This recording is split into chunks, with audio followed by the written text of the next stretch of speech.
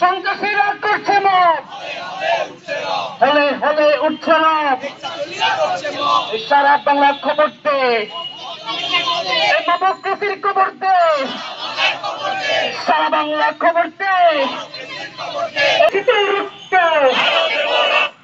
রক্তে বন্যায়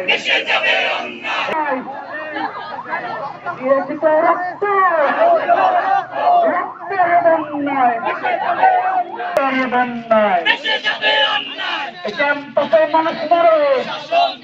আমরা দেখলাম গতকাল প্রায় 3.5 ঘন্টা যাবত এফএইচ হলে ফজলুল হক মুসলিম হলে একজনকে চোর সন্দেহ করে 3.5 ঘন্টা যাবত অকথ্য নির্যাতন করা হয়েছে, কিন্তু সেখানে প্রভোস্ট প্রশাসন উপস্থিত ছিলেন না। এর থেকে লজ্জার, এর থেকে বড় ব্যর্থতার আর কি নিদর্শন হতে পারে? আমরা ভেবেছিলাম যে স্বৈরাচার এখান থেকে উৎখাত হয়েছে, এখন এখানে গণতন্ত্রের ধ্বজাধারী, গণতন্ত্রকে ধারণ করে, 24-এর চেতনাকে ধারণ করে, গণমানুষের আকাঙ্ক্ষাকে ধারণ করে, আইনের শাসনকে ধারণ করে এমন প্রশাসন আমরা পেয়েছি, কিন্তু গতকালকে নিদর্শন সেই কথা বলে না। আমরা এই প্রশাসনের ব্যর্থতাকে তীব্র ধিক্কার জানাই। যদি আপনারা দায়িত্ববান প্রশাসন হয়ে থাকেন, গণ অভ্যুত্থান পরবর্তী ঢাকা বিশ্ববিদ্যালয়ের দায়িত্ব নিয়ে থাকেন, তাহলে সেটা গণতান্ত্রিক ঢাকা বিশ্ববিদ্যালয় হওয়ার কথা।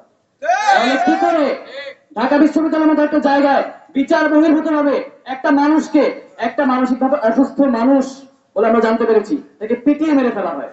র্যাবকে আসলে উস্কে দিচ্ছে কারা?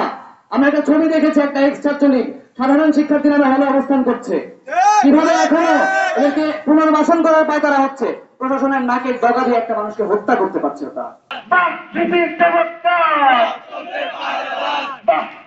চমৎকার